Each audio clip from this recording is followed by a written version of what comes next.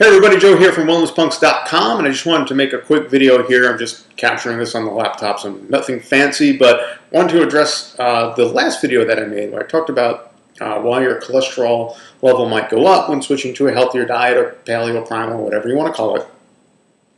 It seemed to have spawned a number of questions. In that video, I talked about one of the issues might be thyroid, and if you're too low calorie or too low carbohydrate, you might be suppressing thyroid, which could affect the liver, which could ultimately affect your cholesterol. If you don't know what I'm talking about, just go back and watch the last video. But it seemed to spawn a number of questions from a lot of different people. But two of the most common questions were, if I'm trying to stay paleo or primal, where should I get carbohydrates from?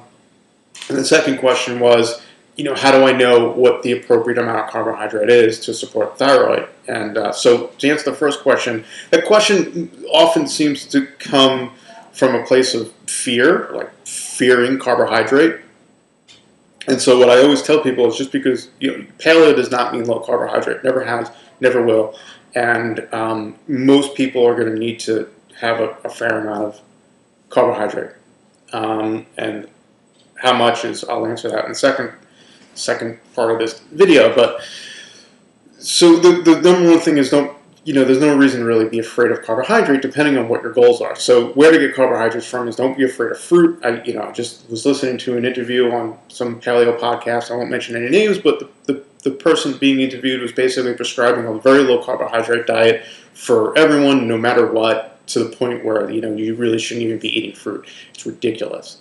So don't be afraid of fruit. That's a great place, obviously, to get some carbohydrate.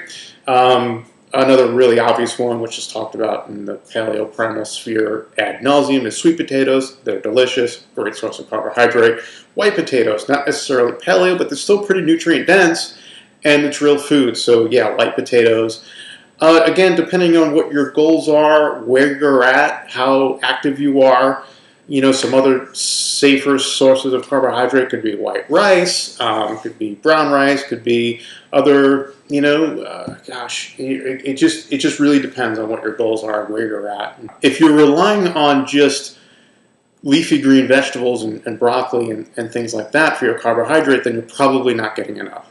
So if you're just eating kale and spinach and lettuce for your vegetables and not getting carbohydrates from anywhere else, you're probably not getting enough. So that's, again, it's a generalization. There's no one size fits all to this, but generally speaking, for most people, you're probably going to need to get some more carbohydrate than that just for normal function, for everything, for your brain, for your thyroid, for everything.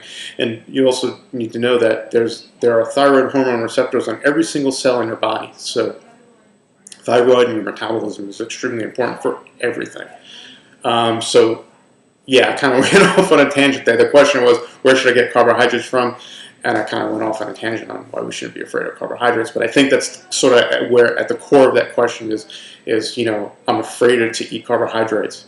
So that's that. The second question was, how much is too much? And I kind of alluded to this already. It's different for everyone. Again, it depends on what your activity level is. It depends on what your goals are. Low carbohydrate might be appropriate for the right person in the right context. Certainly, if weight loss is your goal, being low carb is pretty darn effective for most people for a certain amount of time. Again, it's a therapy. It's a therapeutic dose. It's really not meant to be a lifestyle, at least in my opinion. So how much is enough? It really depends. You have to just sort of test it out and see what you seem to tolerate. Some ways that you can tell if you're not eating enough calories, but eating enough carbohydrate also is cold hands and feet, just generally low body temperature, even if it's pretty warm out. One of the things you can do, really super easy, super cheap test that you can do, is take your temperature first thing in the morning. Keep the thermometer right next to your bed. So the first thing you do is take your temperature. It should be normal. And then take it, but for most people, it's not going to be normal. And then take your temperature 10, 15, 20 minutes after you eat. It should go up a little bit after you eat. And so if your temperature is a little bit low, or in some cases it's pretty darn low for a lot of people, like 96, 97, That's a fairly decent indication that something's not quite right with your metabolism. Slower pulse rate. If you're losing weight, if you've been low carb and you're actually losing weight, or you had been losing weight and you're sort of plateaued or stopped losing weight, or actually started gaining weight again, that's a pretty good sign as well. Again, higher LDL cholesterol is another potential sign that something's gone a little haywire with the thyroid. So, if any of those things, and there's more, but I want to try and keep this pretty quick. I'm already at 6 minutes, so you have to really test it out. It's really different for everyone. So just, if you've been low carb, and it's working for you, great, but you probably want to take a day or two where you add some more carbohydrates in, and how much you add in is really going to depend on your situation. So I would probably start gradually and just start working your way up, and see how you feel, and take it from there. I wish I had a more concrete answer than this, but unless I'm actually face-to-face with someone and do a full intake and know exactly where you are, what your goals are, and what kind of activity you're into, then I can't make a definite, give you a definite answer on that, other than to say, if you're relying, again, on just above-ground leafy green vegetables for carbohydrate, then you're probably not eating enough carbohydrate. All right, so hopefully that answers some of those questions, and I will talk to you guys soon. Thanks. Bye.